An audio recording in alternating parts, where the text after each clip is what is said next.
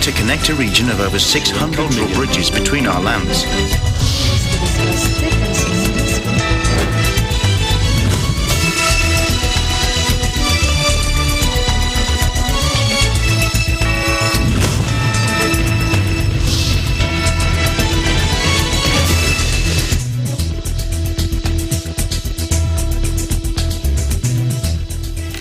Hello, you're welcome to ASEAN in Focus. And joining me today is from our EBC Vietnam Bureau. Here's Eliana Faith Sebastian.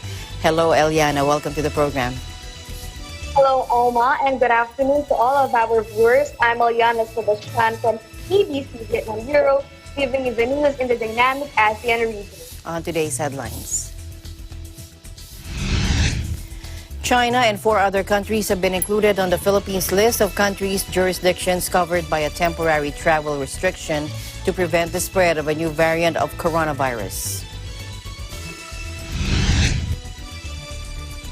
2 Russians in Vietnam have tested positive for the coronavirus again.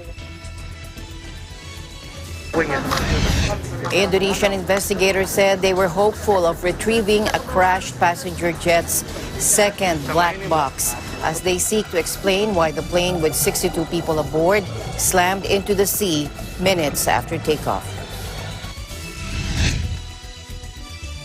3 season MotoGP track sessions set for the next month in Malaysia were cancelled by organizers on Tuesday as the coronavirus pandemic pushed the country into a state of emergency.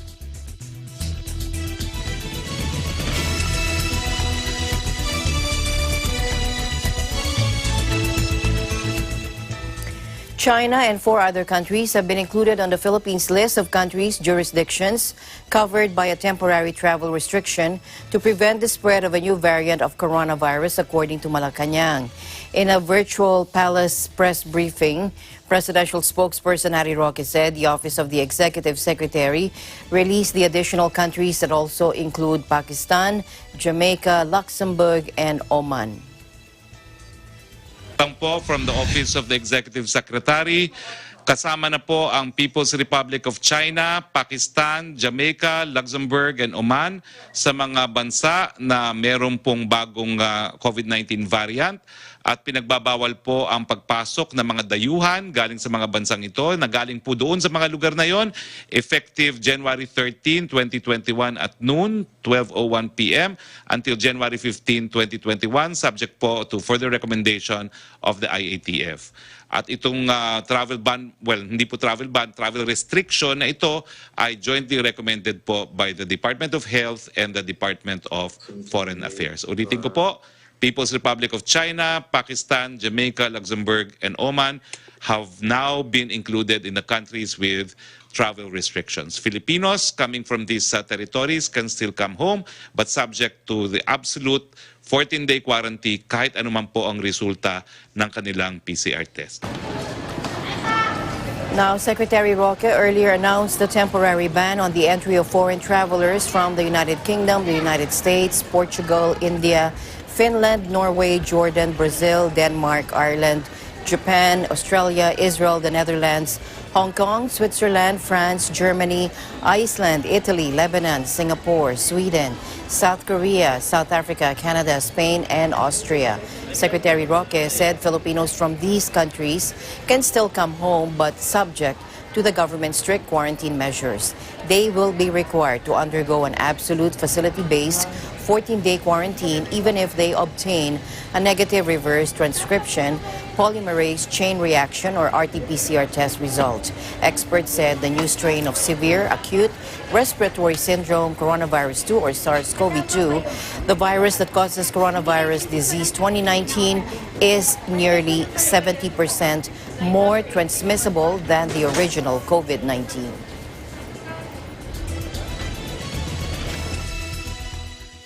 Indonesian President Joko Widodo becomes the first person in Indonesia to receive a COVID-19 vaccination.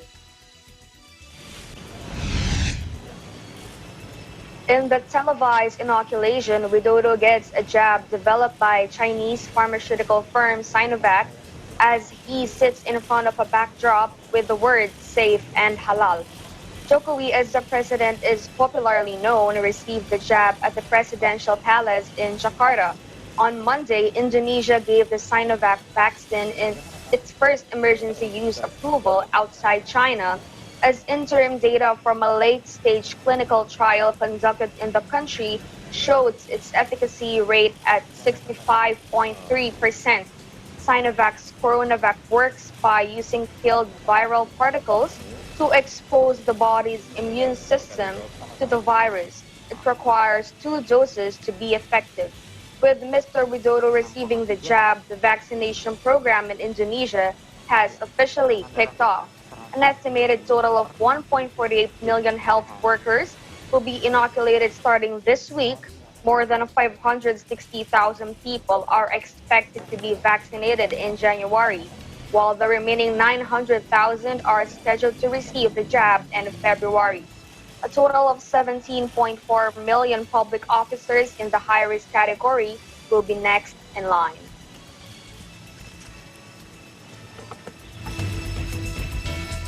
Ho Chi Minh City People's Procuracy on Tuesday approved a decision on commencing legal proceedings against Vietnam Airlines flight attendant who breached quarantine regulations and spread COVID-19 to others. The 28-year-old flight attendant returned to Vietnam on November 14.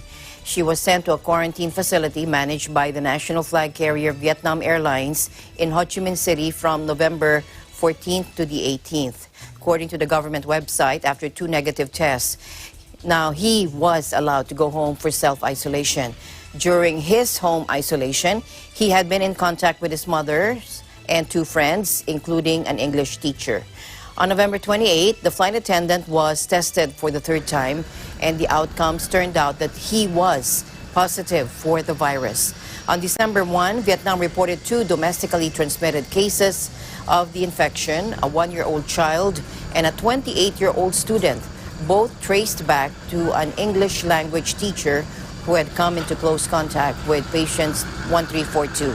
Deputy Director of Ho Chi Minh City's Department of Public Security, Nguyen Si Quang, said that while the entire political system is exerting efforts to control the disease, one subjective and unconscious person can lead to serious consequences.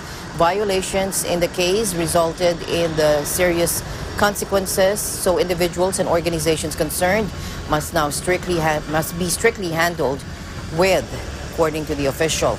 As of late January 11, 2021, Vietnam confirmed 1,515 COVID-19 patients, of whom 1,361 have recovered and exited hospitals, while 35 others have been reported dead.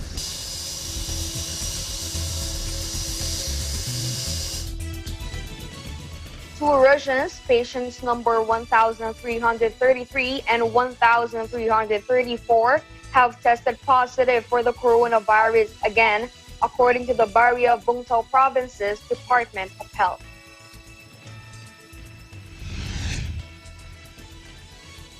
According to its government news website, they are mother and her daughter arriving in Vietnam for reunion with their family member working for the Vietnam-Russia oil and gas joint venture W.H.O in Vung Tau City in Vung Tau Province.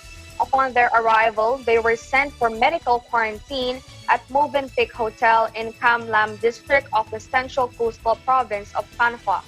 They tested positive for COVID-19 on November 26 and were treated at Cam Lam Medical Facility. They were discharged from hospital on December 25 after being declared free of the virus.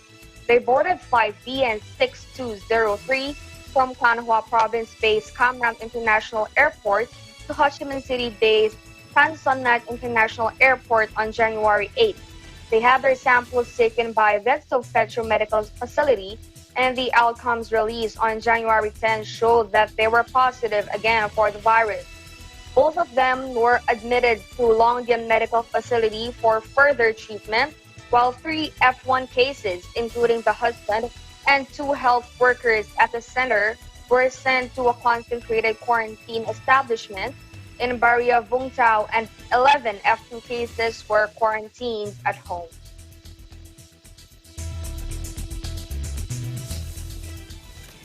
Health Secretary Maria Rosario Vergere stressed that the status of the type of vaccine coming to the country given by the Food and Drug Administration emergency use authorization is equal and should not be an issue.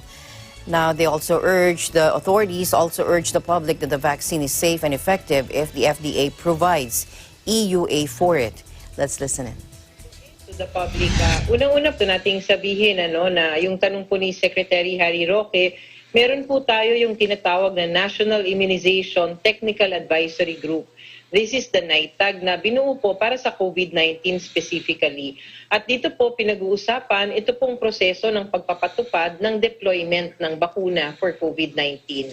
Isa po sa napag-usapan dyan would be the prioritization of our sectors. No? Ito pong mga lumabas na mauuna po ang healthcare workers and then senior citizens. And also, meron ho tayong prioritization within each sector of the population. At lumabas din po kasama niyan, yun pong mga issue na kung sakasakaling dumating ang bakuna, ay maari bang tumanggi ang ating mga kababayan. Unang-una po, ang ating agreement dyan, and as recommended by our experts, meron naman ho kasi tayong informed consent. So wala ho tayong mababiolate dun po sa mga karapatan ng ating mga kababayan. Ang ating po mga kababayan, bibigyan po sila ng information, anong klaseng bakuna at saka ano po ba ang maidudulot na maganda, ano po ang possible na side effects. Ibibigay lahat and then they will sign this consent. Ngayon, pag hindi po sila sumang-ayon, no, at sinabi nila na hindi muna sila magpapabakuna for whatever reason at hindi naman po sila magkakaroon ng hindi na sila mabibigyan ng bakuna hanggang sa huli. Ilalagay lang ho sila dun sa bottom list so that the other individuals can receive the vaccine. But this is what I would like to emphasize to our public. Lahat po ng bakuna, katulad po ng sabi ni Secretary Roque kanina, kapag pumasok po sa ating bansa, sisiguraduhin po iyan ng ating Food and Drug Administration na ito po ay magiging ligtas at saka magiging epektibo para sa ating mga kababayan. So any kind of vaccine that will come into the country, basta nabigyan na po ng emergency use authorization ng Food and Drug Administration of the Philippines, equal footing na po yan. Pare-pareho na po sila na sinasabi ng ating FDA na sila ay magiging ligtas at sila ay magiging effective or efficacious for the individual. Kaya hindi po natin kailangan na mamili po tayo ng bakuna. Kung ano po yung mauunang bakuna, atin pong tanggapin yan. Tandaan po natin yung objective ng gobyerno kung bakit tayo kumukuha ng bakuna ay para maibsan na po natin itong sitwasyon natin ngayon. And this is our way, one of the strategies which will be most effective para po mapigilan natin ang patuloy na pagtaas ng kaso, maproteksyonan natin ang ating sarili. So,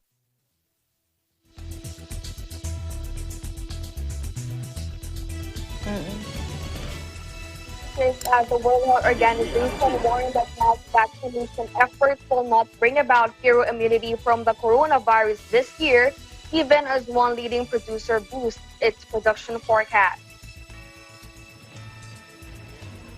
The WHO's chief scientist Soumya Swaminathan warned Monday that it would take time to produce and give enough shots to halt the spread of the virus, which has infected more than 90 million people worldwide, with deaths approaching 2 million. So we have to be a little bit patient. The vaccines are going to come. They're going to go to all countries. But meanwhile, we mustn't forget that there are measures that work. And as Mike was saying, I think it's really important to remind people, both governments as well as individuals, on the responsibilities and the measures that we continue to need to practice for the for the rest of this year at least.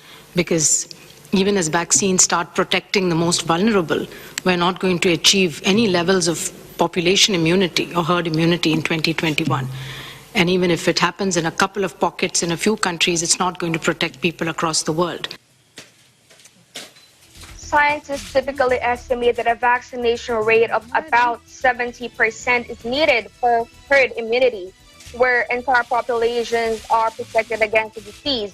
But some fear that the extremely infectious nature of COVID-19 could require a significantly higher threshold.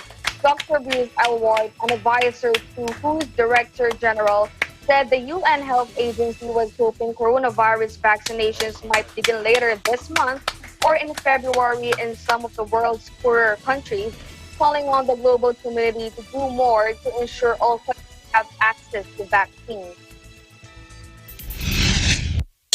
I think everyone on the call is aware, over 40 countries have now begun vaccinating against COVID-19 using 5 different COVID vaccines. However, all of that vaccination, or virtually all of it, as the Director General has emphasized, we're in the high-income and upper-middle-income countries so far. We're working very hard, as we've discussed in last week's press conference, to try and accelerate now the rollout of vaccines through the COVAX facility, and especially for the AMC countries. We expect and we have strong confidence that we should be able to be vaccinating in February in these countries, and we're doing everything possible to make sure in as many countries as possible, but we cannot do that on our own. We require the cooperation of vaccine manufacturers to prioritize deliveries to the COVAX facility. We require the cooperation of our financiers to see through the financing necessary, and we require the cooperation, as Dr. Tedros said, of those key suppliers to make sure that we have the necessary data to ensure these vaccines meet all of the criteria necessary in terms of efficacy, safety, and quality. Now, we are also looking, are there some extraordinary things we could do to even bring that timeline a little bit further ahead? And we have a great ambition, actually, to try and do something even in January. But again, there requires the cooperation of a lot of other players, particularly the suppliers, to prioritize the COVAX facility, and not the COVAX facility, but really the AMC countries to be receiving vaccines, because right now we have an inequitable situation where vaccines are going to high-income countries, upper-middle-income countries, and not yet to the lowest-income countries. Experts are also concerned about the rapid spread of the new variants of the virus, such as the one first detected in Britain, which is feared to be significantly more transmissible. Dr. Michael Ryan, the World Health Organization's emergency chief, said while there is some evidence variants may be speeding the spread of COVID-19, there is no evidence that variants are driving any elements of severity. Right now, there is no evidence that variants are driving any element of severity. There is some evidence that variants may be increasing or adding to transmission, and in some sense giving some extra transmissibility to the virus. I was talking to my colleague Tony Houlihan, the Chief Medical Officer in Ireland, earlier, and we were almost saying that this was like adding a substitution in the second half of a football game. It doesn't change the rules of the game, it doesn't change what you do, but it gives the virus some new energy, some new impetus. It adds to the challenge you face because the opposition is bringing on some new players to the field. It doesn't change the rules of the game, though. It doesn't change what we need to do to win. It just changes the strength of the opponent. And in that sense, we have to take from that that we just need to redouble our efforts.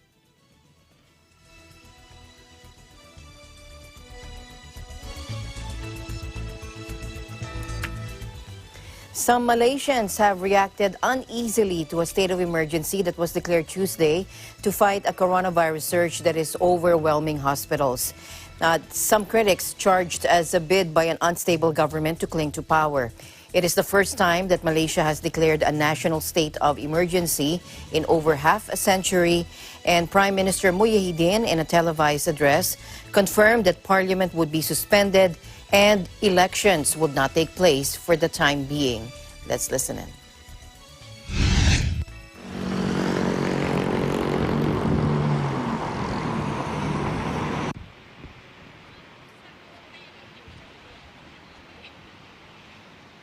Kes jangkitan COVID-19 semakin meningkat dan tidak menunjukkan tanda-tanda penurunan dalam masa terdekat. Oleh itu, kerajaan perlu mempunyai kuasa-kuasa tertentu bagi memastikan wabak ini dapat dibendung dengan lebih berkesan.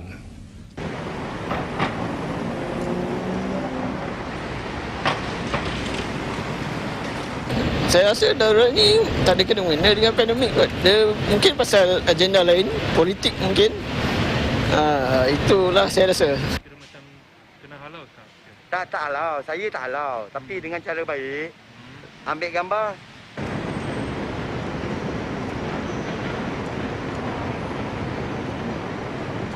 Nanti dia macam nanti akan jadi yang macam before, dia yang MCO before kita tak boleh keluar dah.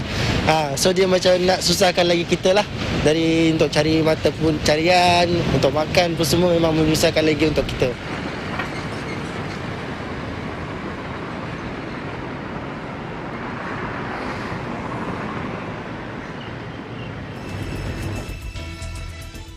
The government is expected to come out this month with the consolidated list of beneficiaries for the initial implementation of the novel coronavirus disease vaccination drive.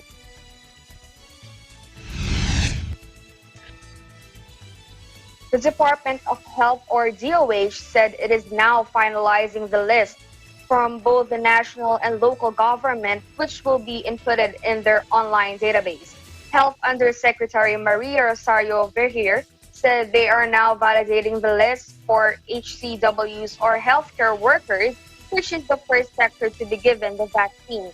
He noted this will be crucial to avoid overlap, since local government units, or LGUs, will be implementing their own vaccination drive using their own funds. Cabinet Secretary Carlo Nograles welcomed the said initiative from the LGUs, since it minimized the number of people the national government needs to inoculate using its budget. Citing the computation of the Department of Finance, he said the national government will now only have to vaccinate 57 million people instead of its initial target of 70 million. The vaccination of the remaining 13 million Filipinos will now be paid by LGUs. Nograles explained they are aiming to immunize 70% of the country's 104 million population to ensure they will have herd immunity. The World Health Organization defines herd immunity as a concept of vaccination in which a population can be protected from a certain virus if a threshold of vaccination is reached.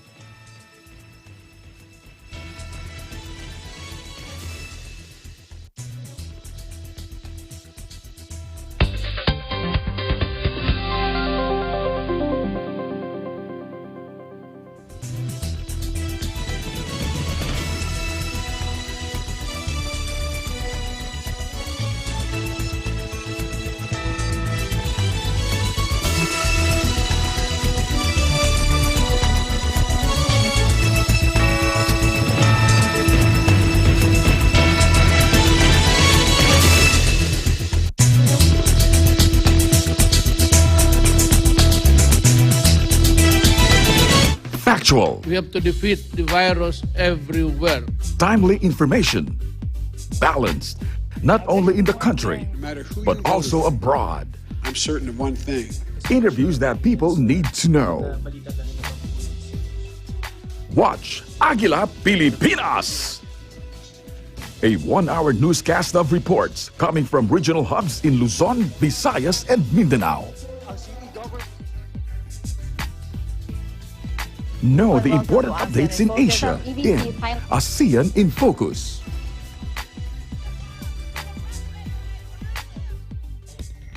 Track the latest stories in the provinces in Agila Probinsya.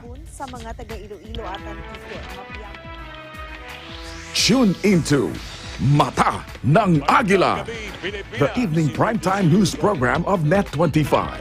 Balanced and objective, Mata ng Agila covers national and international issues, tackles news on business, health, science and technology, entertainment, sports and human interest features, and current events. And Eagle News International delivers the latest global reports, impartial, accessible, and up-to-date. It brings to fore EBC's rich international scope and access to valuable information streams. Well, thank you to explain our help outdoor. Catch these programs on Net25. You can also watch our news programs through eaglenews.ph and Eagle News Facebook page and YouTube channel.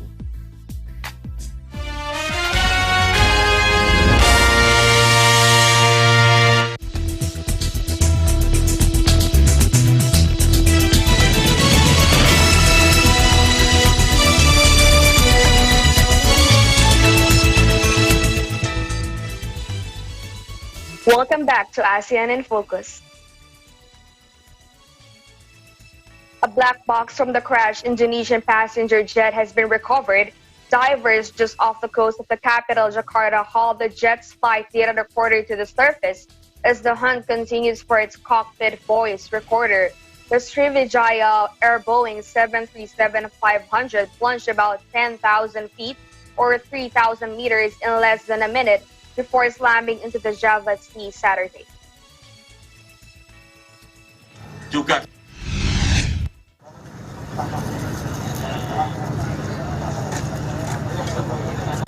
Mantap, pasang ngebut. Mantap, pasang ngebut di kono. Mata-mata itu kono. Sip. Ya, komandan. Dilarang berkerumun.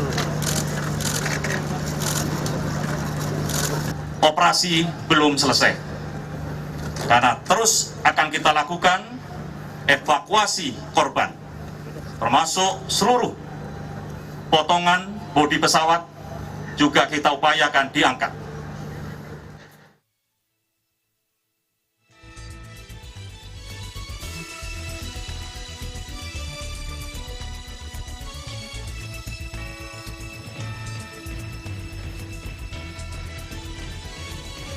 In the related news, Indonesian investigators said they were hopeful of retrieving a crashed passenger jet's second black box as they seek to explain why the plane with 62 people aboard slammed into the sea minutes after takeoff.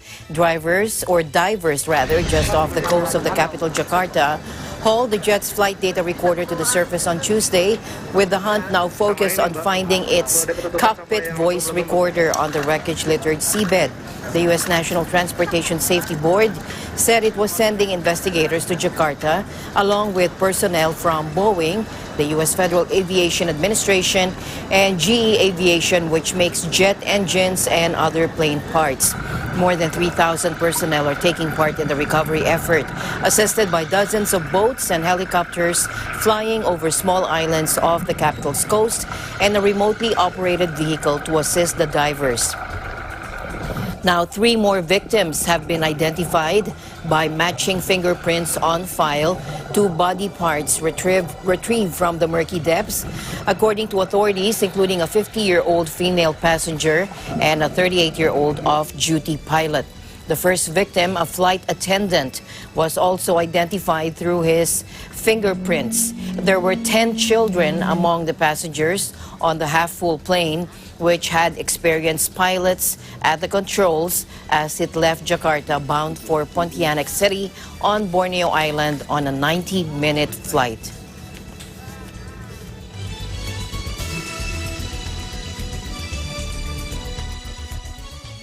Relatives of Indonesia's plane crash victims arrived at a DNA matching center to give blood so investigators can try to match their DNA to body parts plucked from the murky depths of the Java Sea. Some family members show photos of their family members and answer questions by journalists outside a search and rescue center in Jakarta. Let's listen in.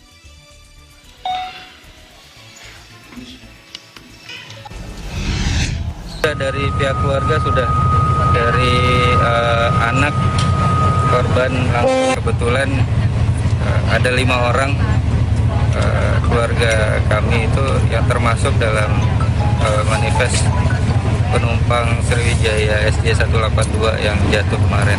Nah, jadi sebetulnya ini bentuk karena dari pihak keluarga juga ingin adanya kepastian gitu loh. Kondisinya sekarang kan kita hanya menunggu informasi dari pihak-pihak terkait dengan kejadian yang ada sekarang. Nah, jadi saya selaku pihak perwakilan dari keluarga paling nggak mencari informasi sejauh mana evakuasi yang ada itu. Apakah ada titik terang harapan? Scores of bags filled with human remains are arriving by the day in the aftermath of Saturday's crash. The Sriwijaya air flight slammed into the sea just 4 minutes after takeoff, after plunging about 3,000 meters or 10,000 feet in less than a minute. It is an agonizing wait for some families who still hold out hope for survivors amongst the 62 people who were on board, including 10 children.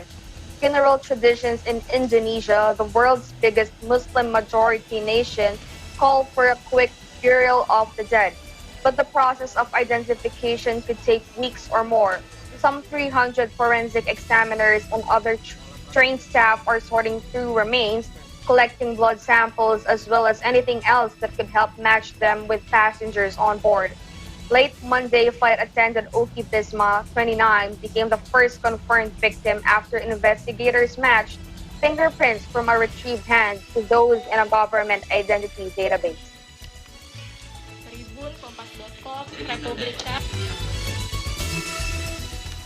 And we have a report coming in from the island nation of Maldives. Joining us live is Steffi Diwan. Hello, Steffi.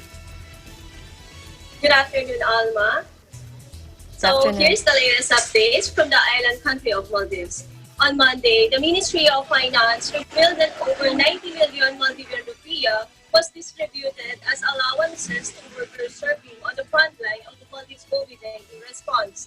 According to local media outlet Miharu, a total of 11,349 individuals were registered as frontline workers as of January 4. An overall figure of 5,864,000 was distributed to 10,180 of these individuals. The highest sum paid out of a single individual as frontline allowances was recorded was $2,564 while the lowest payment was made to 2 employees of the Ministry of Higher Education that collectively received $38.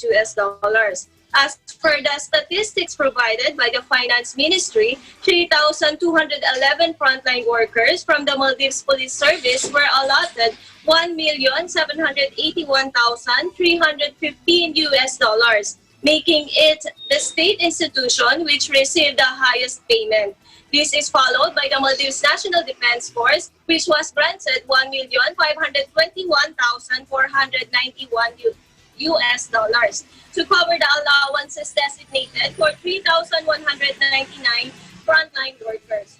The $1,188,467 paid out to 1,715 frontliners from Indira Gandhi Memorial Hospital represented the third highest frontline allowance disbursed to an institution. The National Disaster Management Authority received $466,937 with 648 employees being paid.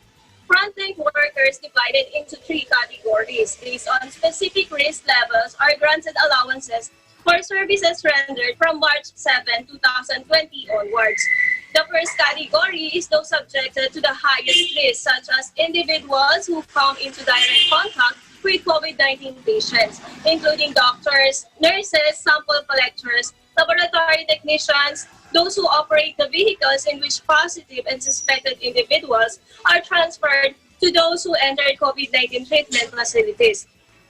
Those in the first category will receive an allowance of $32 for every working day. Medium risk frontliners fall into the second category, including those who have to work with high-risk individuals, although they do not come into contact with COVID-19 patients. Those in this category will receive a daily allowance of $16 for every working day. The third category includes low-risk frontline workers that receive $12 for every working day. At present, Maldives records a total of 14,159 virus cases, of which 738 are active cases, in addition to 13,365 recoveries of 49 deaths. And that's the latest news. Back to you, Alma. All right. Thank you very much, Steffi, for your updates there in Maldives. You do take care and see you soon. Thank you so much, Alma. See you soon. Reporting live from Maldives, this is Steffi Dihuan, and we live in interesting times. Now let's go over to Vietnam, where Micah Gwyneth Apostle will give us an update. Hello, Micah. Hello, Eliana. What are the updates there in Vietnam? Here's an update from Vietnam News. Ho Chi Minh City restricts number of new high-rises in 7 districts. Ho Chi Minh City will set bounds for the construction of new residential high-rises in districts 1, 3, 4, 5, 6, 11, and Phu One under a housing development plan for the 2021 to 2030 period. The plan has been confirmed by the Deputy Chairman of the city's People Committee, W.H.O. The population of these 7 districts has been reduced for the past 10 years. That is why the city settled to restrict the construction of high-rise residential buildings and concentrate on renovating old apartment buildings built before 1975. However, the city will advertise investment in technical and social infrastructure for housing projects in districts 8, 10, Binh Thanh, Thanh Binh, Thanh Phu, and Go Vap.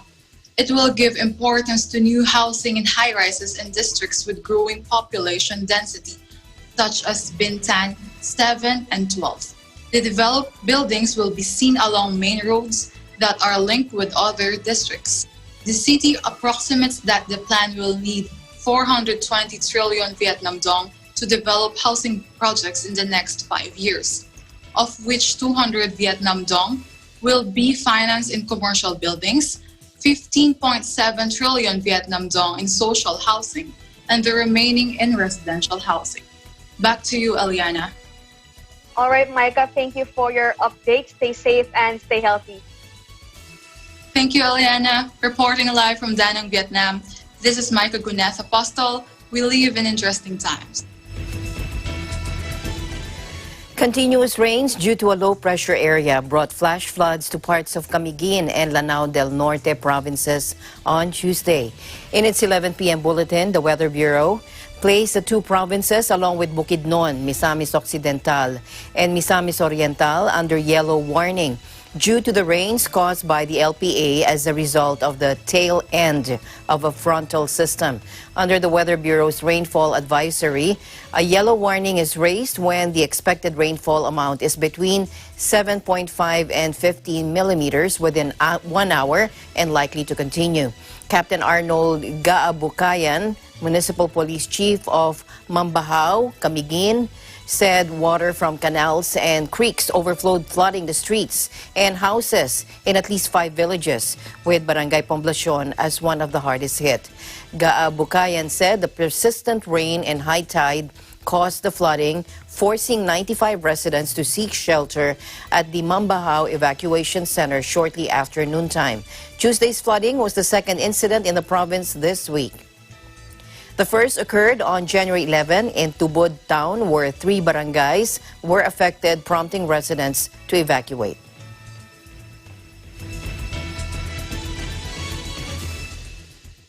Alert troopers of the Army's 6th Infantry Battalion discovered 2 explosives, a hand grenade and a homemade bomb in Maguindanao on Tuesday.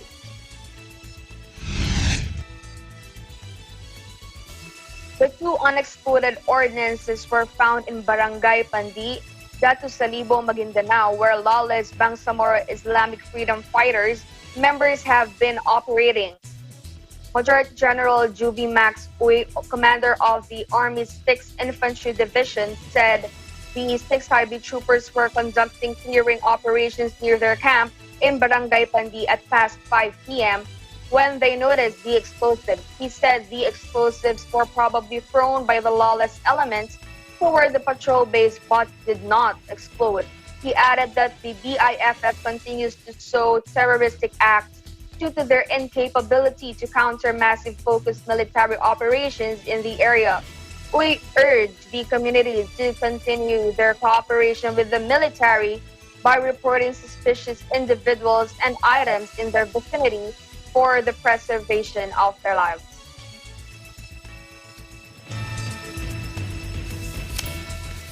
In Thailand, the king has visited prisons, sweeping floors alongside his official consort in the latest round of a charm offensive following unprecedented criticism of the monarchy during street protests. The palace has stepped up public appearances in recent months as the student-led movement has made calls for reforms to the monarchy, considered a taboo subject in Thailand. Images released by the palace showed King Maha Vajiralongkorn and his consort, 35-year-old Seninat Wongvajirapakdi, visiting different prisons over the past 2 months, dressed in jeans and polo shirts. The king has appointed Seninat to a project overseeing the health care of prison inmates, an expansion to her public portfolio after a dramatic change in her fortunes over the past year and a half. Seninat was named consort in July 2019, the first such appointment in almost a century, but was stripped of ranks and titles 3 months later, accused of disloyalty and ambition to match the position of the king's wife, Queen Sutida. But last September, Seninat made an unexpected comeback. The king reinstated her titles along with a public declaration that she wasn't tarnished anymore. On Monday, the Royal Gazette announced her new public duties as a deputy advisor on a committee set up by the king focusing on prison health care.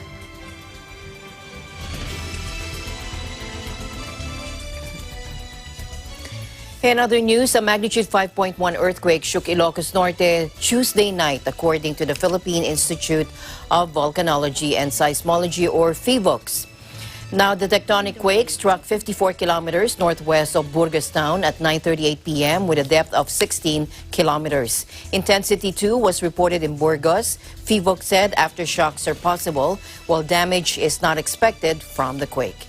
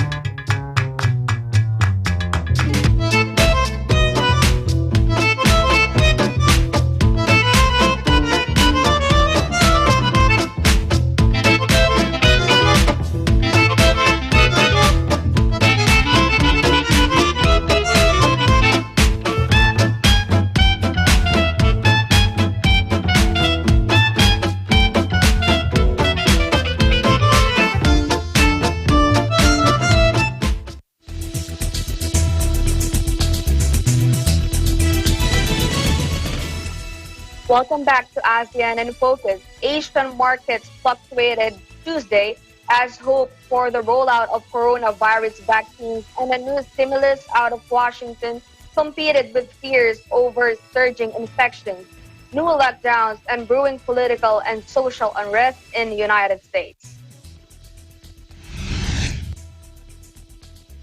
While analysts' long-term outlook remained positive as more people are inoculated and life returns to the normal, frighteningly high new case numbers and deaths around the world and the resulting lockdowns kept a cap on buying.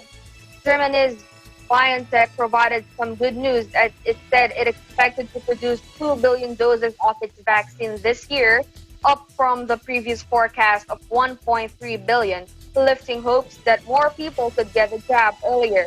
The main focus of attention for traders is Washington, where Democrats are pushing ahead with the historic second impeachment of Donald Trump as they accuse him of inciting Wednesday's storming of the Capitol building that delayed lawmakers' certification of Joe Biden's election win.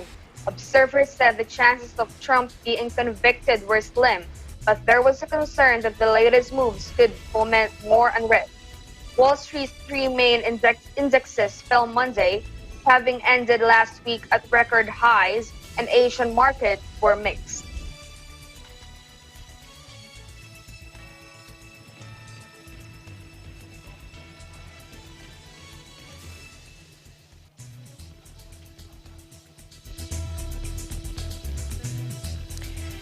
The Department of Finance said the government has lined up $62.5 billion in loans from 3 multilateral development banks for the procurement of COVID-19 vaccines. Finance Secretary Carlos G. Dominguez III gave the assurance that the DOF has secured the funding needed to inoculate the majority of Filipinos. The funds for the vaccine are $12.5 billion from the budget. At the moment, we have already lined up $62.5 billion from ADB or Asian Development Bank, AIIB, Asian Infrastructure Investment Bank, and World Bank. That is $1.3 billion according to Dominguez during the 72nd inaugural meeting of the Management Association of the Philippines, or MAP. In total, according to Business Mirror, this would amount to 75 billion pesos, which Mr. Dominguez said is already in place.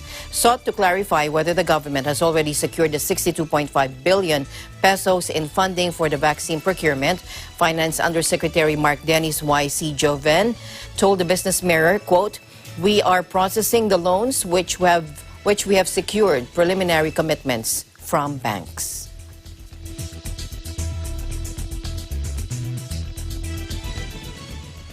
Pre-season MotoGP practice sessions set for next month in Malaysia were canceled by organizers on Tuesday as the coronavirus pandemic pushed the country into a state of emergency. In a statement, MotoGP said that the events scheduled for February 14 to 16 and 19 to 21 have been cut due to logistical problems relating to COVID-19. The ongoing COVID-19 pandemic and the resulting lockdowns and complications have obliged the cancellation of both events, which were set to take place at Sepang International Circuit in Malaysia in February, said the statement. Malaysia declared a state of emergency on Tuesday as fears grow that its health system is close to being overwhelmed after China and Japan took measures against localized clusters. MotoGP added that the Qatar test, which is scheduled for Lusail International Circuit over March 10 to 12, is still set to go ahead. Any further updates or changes will be provided as soon as available, said the statement. The new season is set to start on March 28 in Qatar. Earlier on Tuesday, Formula One announced the Australian Grand Prix had been postponed to November and China's race was put on hold indefinitely.